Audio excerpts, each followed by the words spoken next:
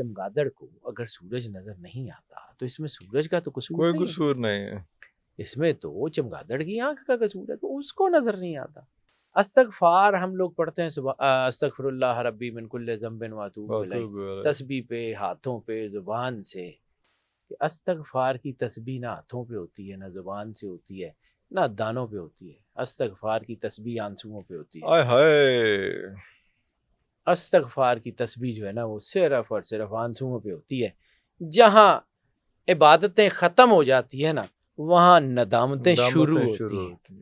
سورہ نوح کی آیت نمبر 10 سے لے کے 12 تک اللہ کہتا ہے تو میں نے کہا اے لوگو اپنے رب سے معافی مانگو، بے شک وہ بڑا معاف کرنے والا ہے، وہ تم پہ موسلادھار بارش بھیجے گا اور مال سے اور تمہاری اولاد سے، بیٹوں سے تمہاری مدد کرے گا اور تمہارے لیے باغات بنا دے گا اور تمہارے لیے نہریں بنائے گا.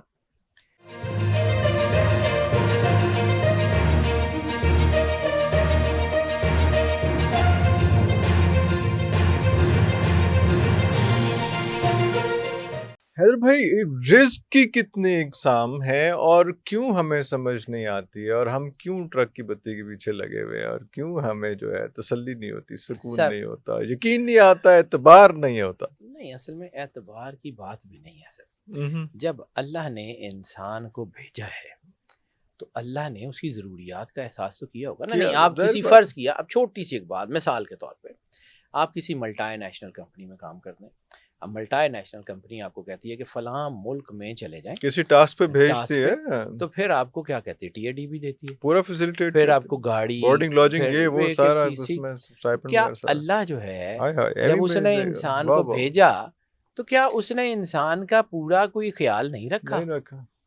کیا اللہ نے انسان کے لیے پوری میکانزم کو تیار نہیں کیا؟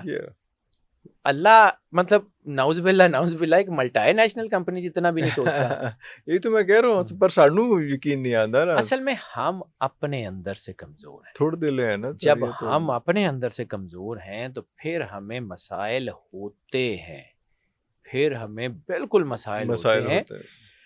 پرابلم ہمارے اندر ہے، اللہ کو مسئلہ کوئی نہیں. اللہ رزق دیتا ہے. اللہ نے ایک کتاب اتاری ہے جو اس کے بالکل فرسٹ لائن کے اوپر لکھا لا ریب فی، ذالک الکتاب لا ریب فی، جس میں کوئی شک شبہ گنجائش نہیں ہے. اس میں اس نے یہ سارے اسپیکٹرم بتا دیے ہیں. یعنی آپ سمجھیں تو صحیح ہے، صرف اس لیے تھوڑی ہے کہ آپ بس چوم کے تو اوپر رکھ لیں، یہ اس لیے تھوڑی ہے کہ شادی کی بیٹی کی تو ذرا اوپر سے نکال دیا، کسی مہم پہ جا رہے ہیں تو امی جی نے قرآن پاک سر تو رکھ کے کر دیتا، اس لیے نہیں ہوتا. قرآن پاک ہدایت کی کتاب ہے، اس کے اندر سارا کچھ ہے. پڑھیں گے آپ کوئی بھی الیکٹرانک ڈیوائس لیتے ہیں، کوئی بھی XYZ کوئی بھی لیتے ہیں، اس کے ساتھ ایک بکلیٹ آتی جس میں اس کے فنکشنالٹیز ساری چیزیں ڈوز ڈونٹ سارا کچھ لکھا ہوتا ہے نا، کہ یہ ایسے کریں گے تو ایسے چلے گا. اللہ نے انسان بنایا احسن تقویم پہ، تو انسان کی جو بکلیٹ ہے نا اس کے ورژن کے مطابق بدلتی رہی ہے. آدم سے خاتم تک، سرور انبیاء صلی اللہ علیہ وآلہ وسلم تک، جب جب جو چیز جس ورژن کا انسان اللہ نے اتارا ہے نا اس ورژن کا ٹیسٹمونیل بھی ساتھ بھیجا. اللہ اکبر. اب فائنل ورژن ہے سرور انبیاء صلی اللہ علیہ وآلہ وسلم، آخری نبی اور آخری امت. ٹھیک ہے، تو اب آخری نبی اور آخری امت کے لیے جو بکلیٹ ہے وہ بھی آخری اتاری ہے. اس میں کوئی کمی کوتاہی کچھ نہیں، اللہ نے سارا کچھ دے کے بھیج دیا. اب ہماری آنکھیں بند ہیں. چمگادڑ کو اگر سورج نظر نہیں آتا تو اس میں سورج کا تو قصور نہیں ہے، اس میں تو چمگادڑ کی آنکھ کا قصور ہے، تو اس کو نظر نہیں آتا. اب چمگادڑ 100 دفعہ کہتی رہے کہ یا اللہ یہ سورج مجھے اذیت دیتا ہے، اس کو بند کر دے، تو ہزاروں لاکھوں چمگادڑیں اندھی ہو جائیں، اس سے بہتر ہے کہ ایک سورج بجھایا جائے. قرآن پاک اللہ کہتا ہے نا کہ اللہ اپنے نور کو مکمل کرے گا، چاہے یہ کافروں کو برا ہی لگے. بالکل صحیح. کریہ الکافرون والی آیت ہے کہ ان کو بے شک برا ہی لگے، اللہ اپنا نور مکمل کرے گا. اب آ جاتے ہیں اس اسپیکٹرم کی روشنی میں آگے بڑھتے ہیں. رزق انتہائی ضروری ہے. اگر آپ نے اللہ کے راستے میں کسی کی خدمت کرنی ہے، آپ کے پاس سرپلس ہے تو دیں گے. اگر آپ اپنے اسپیکٹرم میں اتنے زیادہ پھنسے ہوئے ہیں، آپ اللہ کے راستے میں کیسے دیں گے؟ اپنے دائرے پورے نہیں ہو رہے تو پھر آگے کیسے؟ آپ باقی کام کیسے کریں گے؟ تو ایک حدیث کا مفہوم ہے، سرور انبیاء صلی اللہ علیہ وآلہ وسلم نے ایک صحابی جو تاجر تھے، مجھے اب نام چونکہ بھول رہا ہے اس لیے میں اس کا پورا کوٹ نہیں کر رہا ہوں، ان کو جب وہ تجارت کے لیے جانے لگے تو رسالت مآب نے ایک جملہ کہا ہے جو مستدرک نے اس کے اوپر بہت خوبصورت جو ہے نا وہ باب رقم کیا، بڑا خوبصورت. مطلب اس کے اوپر جو حاشیہ لکھا ہے نا اس حدیث کا، بہت ہی پڑھنے والا ہے. میں نے بخاری مسلم بڑے شوق سے پڑھی، لیکن مستدرک حامل حاکم جو ہے نا اس کے اندر اس حدیث کا ایک ضمن ذکر ہے. انہوں نے کہا تھا اپنے لیے تو کماتے ہو، دوسروں کے لیے کمانا سیکھو.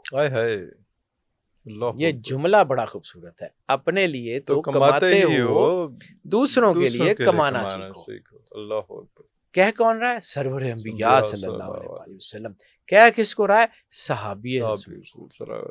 بالکل صحیح. کائنات کی سب سے بڑی ہستی کائنات کے چنے ہوئے لوگوں سے مخاطب ہیں تو جملے بھی چنے ہوئے ہوں گے. واہ واہ واہ واہ واہ. اب آ جاتے ہیں کہ یہ رزق کیا ہے. رزق ذہن کا رزق بھی ہے، رزق مال کا رزق بھی ہے، رزق جو ہے وہ آپ کے جو ہے وہ روحانیت کا رزق بھی ہے. رزق کی ایک براڈر پرسپیکٹرم ہے، لیکن میں اس وقت صرف رزق کی جو وہ جو ہے وہ قسم ہے جو ہم روزمرہ یوز کرتے ہیں، دولت کی بات کر رہا ہوں، جو معاشی طور پہ جو معیشت کی بات کر رہا ہوں، اکانومی. اب قرآن پاک میں چونکہ ہر چھوٹی بڑی چیز کا ذکر ہے، تو جب قرآن پاک میں ہر چھوٹی بڑی چیز کا ذکر ہے تو پھر وہاں جو ہے وہ اس کا مطلب ہے کہ وہاں پہ مالی چیزوں کا بھی خیال ہونا چاہیے. ظاہر سی بات ہے. دنیا میں اس کے اوپر اس ٹاپک کے اوپر نا بہت کام ہوا ہے. قرآن پاک کو ذرا 2 منٹ کے لیے صرف ادھر رکھتے ہیں، دنیا کو پڑھیں. ہم جب یہ بات کہتے ہیں کہ اگر اسلام کی کوئی تعلیمات نظر آتی ہیں پریکٹیکلی تو ان معاشروں میں نظر آتی ہے جن کے جو ہے وہ ان کے جو اوپر ان کا جو ہیڈنگ ہے اس کے اوپر اسلام نہیں لکھا ہوا. کردار میں اسلام ان معاشروں میں نظر آتا ہے جو اسلامی معاشرے نہیں ہیں، اور جو اسلامی معاشرے ہیں وہاں پہ ہمیں کردار میں اسلام نظر نہیں آتا، لیکن اوپر بہت بڑا بڑا کر کے لکھا ہوا ہے اسلامی جمہوریہ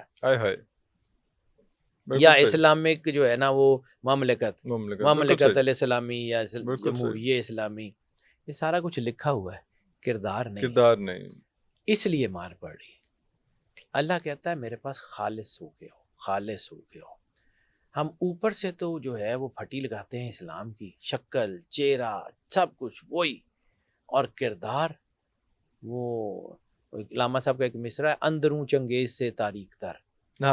مجھے پورا شعر یاد نہیں آ رہا. ان اوپر سے تو یہ بہت ہیں اور اندر ان کا چنگیز سے زیادہ تاریک باطن ہے. ہاں وہ ایک اور اب بھی کہتے ہوتے ہیں شکل مومنہ کرتوت کافرہ. اب اس لیے مار پڑتی ہے. لیکن اب دنیا میں اس کے اوپر کام ہوا. بہت بڑی بڑی کتابیں ہیں بیسٹ سیلرز، جس میں ایک بڑی مشہور کتاب ہے رچ ڈیڈ پور ڈیڈ. رچ ڈیڈ پور ڈیڈ بہت خوبصورت کتاب ہے، سر پڑھنے والی ہے. ایک اور کتاب ہے، میں نے 2-3 کتابیں لکھ کے رکھی ہوئی ہیں. One up on Wall Street, that is also best seller. One up on Wall Street یہ. اور تیسری یہ کتاب ہے دی انٹیلیجنٹ انویسٹر. ارے واہ. اب ان کتابوں تینوں کو میں نے پڑھا. ان تینوں کتابوں کو جب میں نے پڑھا تو مجھے ایسے لگا کہ اس نے قرآن پاک کا نام لیے بغیر ایکسپلین اسی کو کیا. ہائے ہائے. تینوں کتابوں نے میری اپنی لائبریری میں تینوں پڑھی ہوئی، اور میری صرف پردوں سے میچ کر کے نہیں رکھی ہوئی، میں پڑھتا بھی ہوں. تمہاری لائبریری چھاپا مارنا پڑنا کسی دن. Always welcome. تو یہ جب ہے نا میں اس کو جو ہے نا وہ ان تینوں کتابوں کو پڑھا، پھر میں نے سوچا کہ یار ان لوگوں نے اس کے اوپر کام کیا ہے تو ہم نے اپنے قرآن پاک کے اوپر کیا کیا. تو میں نے سوچ بھی اللہ دیتا ہے جی، میری اوقات حیثیت کیا ہے، وہ کائنات کا مالک ہے، وہ جس سے جو چاہے کرانا چاہے. اللہ. پھر میں نے قرآن پاک کو اس اسپیکٹرم سے پڑھا کہ قرآن پاک نے دولت کمانے اور دولت جمع کرنے کے اصول کیا دیے. دولت کمانے اور دولت جمع کرنے کے اصول کیا دیے. تو مجھے 5 اصول نظر آئے صرف.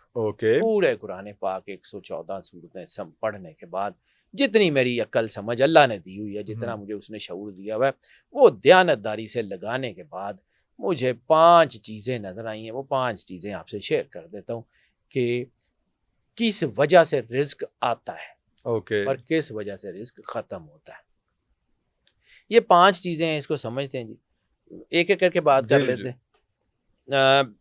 یہ باتیں اگر سمجھ آ جائے نا تو ہم صرف کلمہ پڑھتے نہیں ہیں، کلمے کو اگر اپنے اوپر تھوڑی سی طاری کر لیں تو یہ ہماری روٹین کا حصہ ہے. اچھا، اب آ جاتے ہیں. سب سے پہلے ایک اصول مجھے نظر آیا، the power of forgiveness. Forgiveness کا مطلب سمجھ لیں استغفار.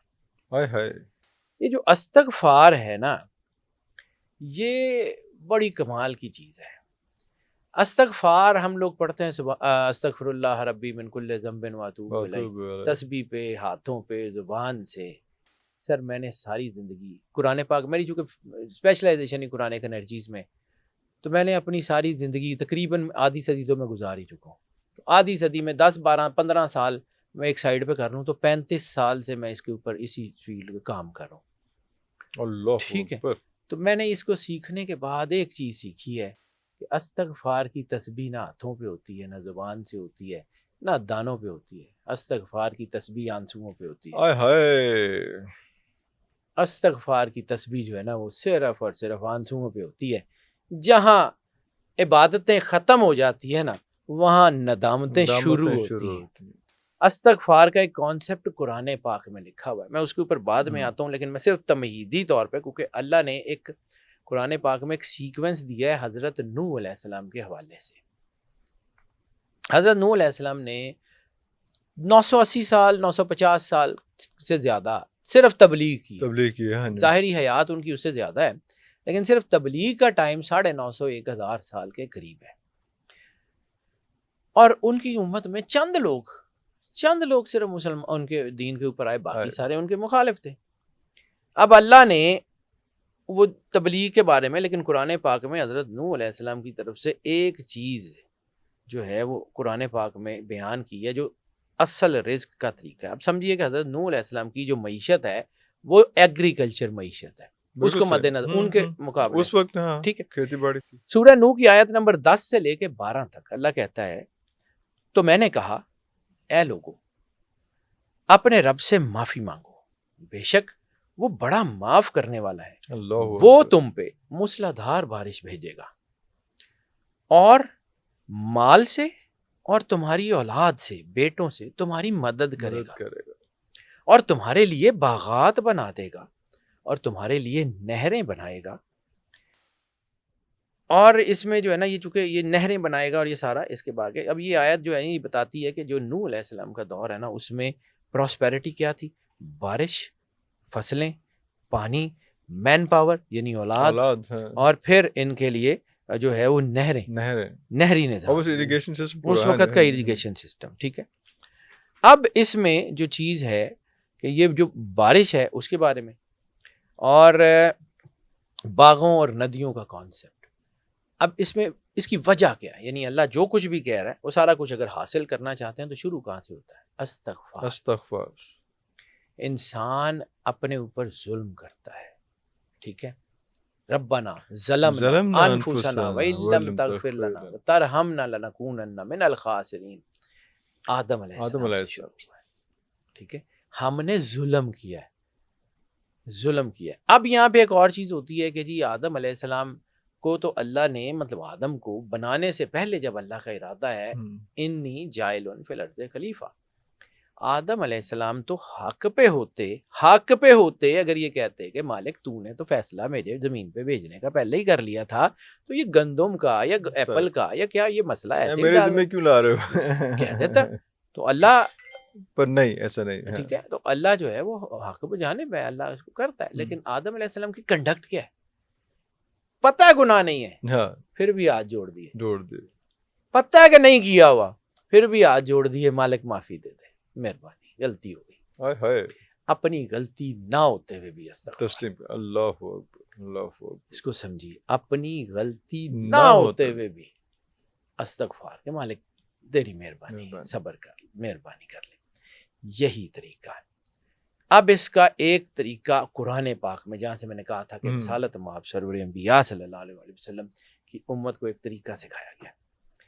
آیت کا مفہوم ہے یا رسول اللہ اگر یہ اپنی جانوں پہ ظلم کر بیٹھے، اپنی جانوں پہ ظلم کر بیٹھے اور یہ اپنے گناہوں پہ پشیمان ہو کے آپ کی بارگاہ میں پیش ہوئے اچھا قرآن پاک کا مفہوم چیک کیجیے. قرآن پاک آیت کیا رہی ہے، اشارہ کدھر کر رہی ہے؟ جو اللہ کہتا ہے وہ کرنا ہے کہ آپ کرنا ہے؟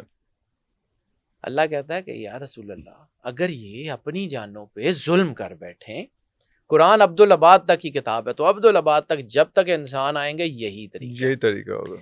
جب یہ اپنی جانوں پہ ظلم کر بیٹھیں اور اپنے گناہوں پہ پشیمان ہو کے آپ کی بارگاہ میں پیش ہو جائیں، تو اللہ کے رسول کو چاہیے ان کو معاف کر دیں. اللہ کو تو یہ بخشنے والا اور مہربان ہی پائیں گے. وہ اللہ کو تو یہ بخشنے والا مہربان ہی پائیں گے. واہ واہ واہ اللہ. بخشش کا آرڈر کہاں سے چلے گا؟ استغفار کا مطلب ہے سرور انبیاء صلی اللہ علیہ وآلہ وسلم کی بارگاہ میں پشیمانی اور ندامت کے ساتھ پیش ہونا. اگر آپ کثرت سے استغفار کرتے ہیں تو نہ کچھ کریں، غیب سے رزق آنا شروع ہوگا. یہ میری زندگی کا تجربہ ہے. اللہ میری زندگی کا تجربہ ہے. استغفار اتنی بڑی طاقت ہے. اللہ استغفار کیا ہے کہ اپنے آپ کو ظالم مان لینا. اب ظلم اپنی جان پہ کیا ہے یا لوگوں کی جان پہ کیا؟ ظلم اپنے ساتھ بھی ظلم کیا. اپنے ساتھ کیا ہے؟ گناہ. اللہ نے کتاب دی، اللہ نے دین دیا، کلمہ پڑھنے کے باوجود اس کے ساتھ معصیت اختیار کی، ظلم کیا نا اپنے اوپر، اپنے آپ کے اوپر ظلم کیا نا.